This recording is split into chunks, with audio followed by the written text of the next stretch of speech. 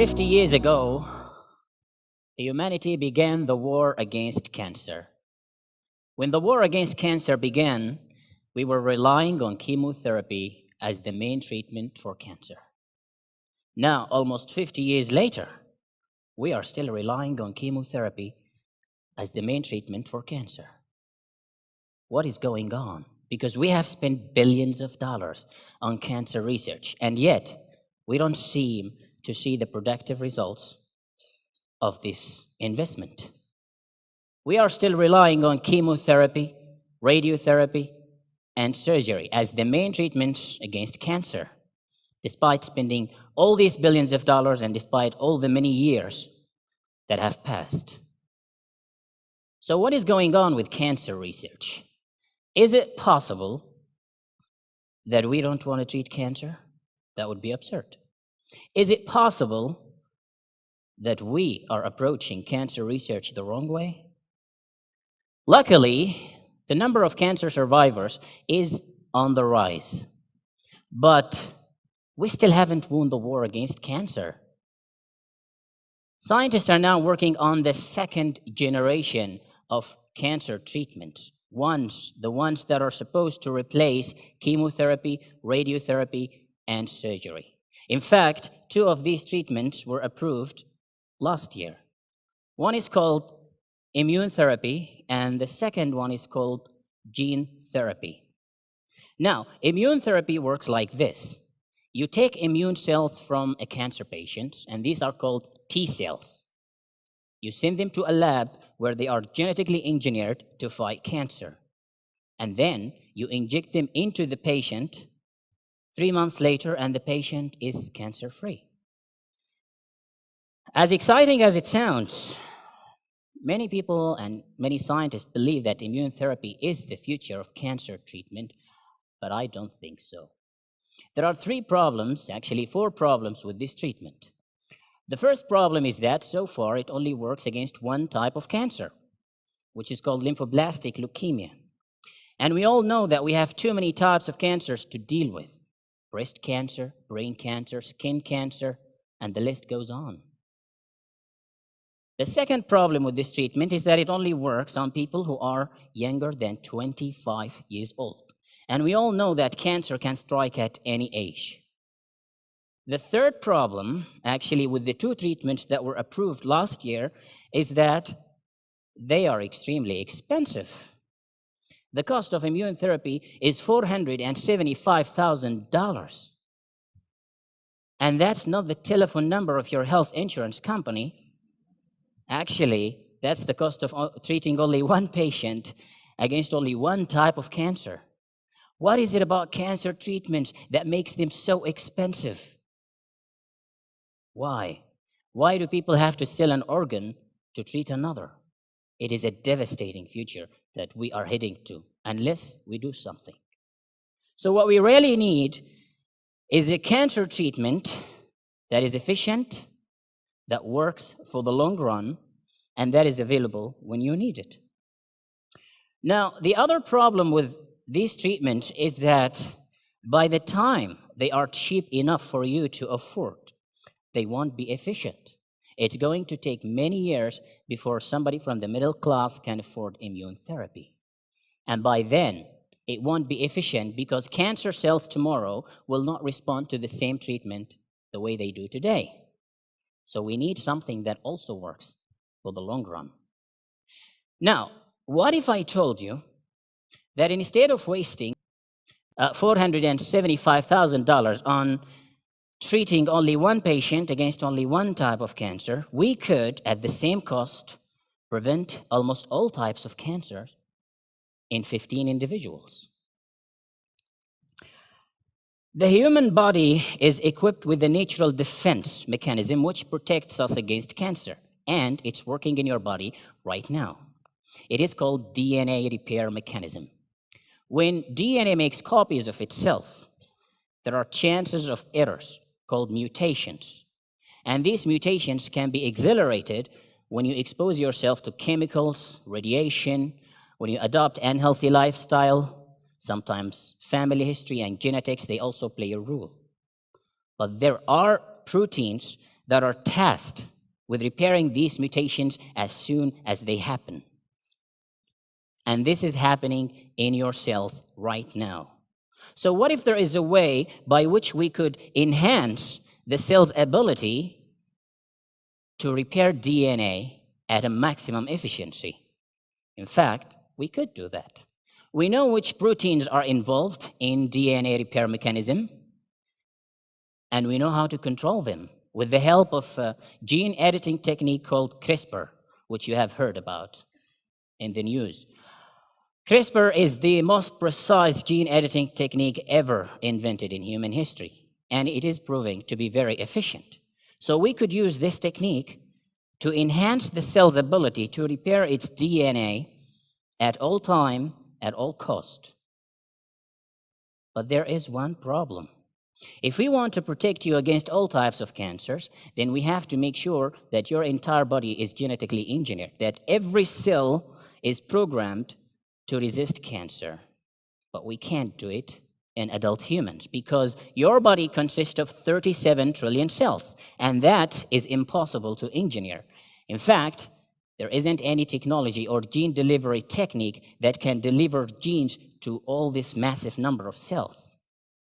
But what if we could do it with human embryos instead? Why? Because human embryos have only 8 cells in the 3rd day after fertilization.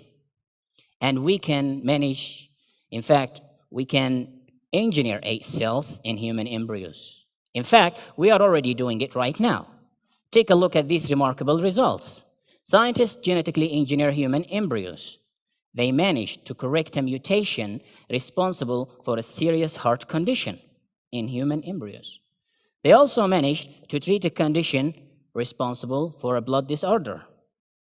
What's more amazing also, they managed to introduce HIV resistance to human embryos. So technically speaking, if these embryos were allowed to develop into adult humans, then the chances of getting HIV infection in these humans are so slim, they may never happen. So if we can do it with these diseases by engineering human embryos, then we can also do it with cancer. And it is called embryonic cancer therapy, which I believe could be the ultimate cure for cancer. What's beautiful about embryonic cancer therapy is that we only have to engineer 8 cells in human embryos. These embryos will grow to become adult humans with 37 trillion genetically engineered cells. And we only have to do it once, with one generation, because future generations will already, by default, get this genetic change as we pass on. So they will pass it on to the next generation. What's also beautiful about this treatment is that it's cost efficient. We are already doing part of the treatment. You know about in vitro fertilization. You take sperms, eggs, you fuse them in the lab, you create embryos, and you implant them. This is a procedure for people who can't conceive. So it's very much the same procedure, except that we are adding one additional step, which is genetic engineering. We are engineering the human embryo before implantation.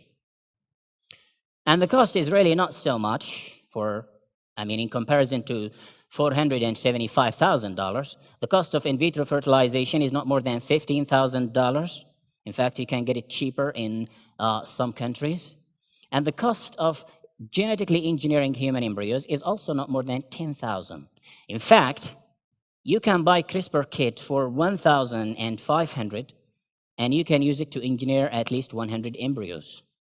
So think of the possibilities here. Yes, maybe, we have to rely on in vitro fertilization at the beginning, but eventually we will find a way by which we could engineer the embryos right in the spot, inside the body. Now, there are many ways by which we can enhance human embryos to fight cancer. We can tweak molecular processes.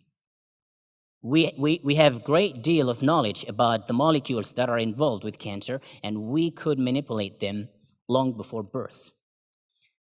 We could also manipulate human cells. Instead of immune therapy after birth, we could do it before birth. What's more fascinating is we could adopt certain traits from other creatures. Now, you have heard of the tardigrades, the toughest animals on Earth. Tardigrades, that they can survive in space radiation, in the vacuum of space. They can survive extreme radiation. They can turn into glass under dehydrated conditions. But what's fascinating is that they can survive extreme radiations, which could cause cancer in humans. What scientists did is that they studied what causes this. Why are they protected against radiation? And they found a gene responsible for that. They took that gene, they added it to human cells. Now, you have a human cell, but with a gene from another creature. They took these engineered cells, they exposed them to UV radiation, and what happened? The immune cells were resistant to radiation. They gained 40% resistance. So we could acquire this trait. We could add it to human embryos, which would definitely be helpful against cancer. And there are many other creatures that have incredible super strength, which we could also add to the human genome. Now, let's imagine a future where we have eradicated cancer and it no longer exists. Do you know how much money do we spend on cancer medication? In 2015, the world spent $107 billion on cancer medication. By 2020, it's expected to be $150 billion. And that is just on cancer medication. There are still billions of dollars that are spent on cancer research. We are flooding a lot of money into cancer research, and we are ignoring other diseases that are also as important. Alzheimer's, multiple sclerosis, heart failure, spinal cord injuries, and the list goes on and on. These diseases also kill people. They make them terminally ill as well. And if we just keep flooding all the resources that we have into cancer research, then we are not heading into the right future. So, imagine a world where we don't have to spend that money on cancer research anymore. The cancer has been eradicated. Everybody is born with a built-in mechanism that protects them against cancer. We can now use that money to study other diseases, learn about their genetics, and in a few short years, we will use what we learned about their genetics to apply the same technique and treat them. So this will be our gate, not only to treating cancer, but also other diseases. So if we have the knowledge and the technology to do something as remarkable as this, then what is stopping us? Well, there are a number of challenges that we have to overcome before we can make this a reality. The first challenge is bioethics. As I said, we're working with embryos here. And most of the countries now do not allow research on human embryos beyond 14 days. So in the 14 days, the human embryos are destroyed. They're not allowed for scientific research. So how are we supposed to understand the potential of this treatment if we don't be less strict with the rules? The problem with bioethics is that the rules that we put against scientific research do not change. Science and technology, they continue to evolve. But the rules that we put 50 years ago do not change. We don't revisit them. And that is a big problem. And this is why I believe that the rule of 14 days on embryonic therapies should be revisited. We should discuss it more, and we should be less strict so we can understand the potential of embryonic treatments. We will unlock unlimited potential of such treatments if we become less strict with the rules. The second challenge is business interests, and it's quite clear that cancer is a stable source of income. It's a problem, and as long as the problem exists, some people will continue to profit from it. And it is those people who invest their money in cancer research. So why would they invest it into the right area of research that could eradicate cancer once and for all? So that is a big problem, business interests. If we eradicated cancer, we're going to destroy many business interests for companies and individuals who profit from the condition. But luckily, part of the money that is spent on cancer research also comes from public funding. Government, where do they get their money? From you, the taxpayer. Part of your money goes to cancer research. And we have control over that. So if we spend that money on new areas of cancer research, then we might be into something. Instead of having the monopoly of only focusing on the same areas, and as I said, almost 50 years, we haven't seen remarkable progress. The last challenge is public awareness. Now, the problem with the society today is that we keep our minds shut. We're not open-minded.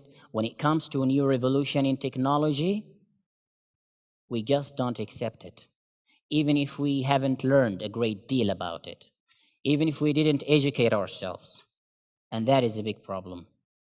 You have seen in online forums the rise of ignorance, comments, and people who are objecting scientific knowledge, rise of technology simply because they don't understand it, simply because they don't learn about it, or maybe we're not doing a good job of in educating them. So it's very important for people to keep open minds towards technology and science, learn more about these available options before saying yes or no. And it is your responsibility, since you know about this now, to bring this discussion to other people who don't know about it. More people will know. We can influence the decision makers to break the rule of 14 days. So scientists can now study embryos. We can unlock the potential of embryonic treatments, and we can defeat cancer. The applications of science are endless, and the possibilities are limitless, and the choice is only ours now. Either to keep cancer as a friend by embracing ignorance and greed, or defeat our enemy once and for all by embracing selflessness and rational thinking. Thank you.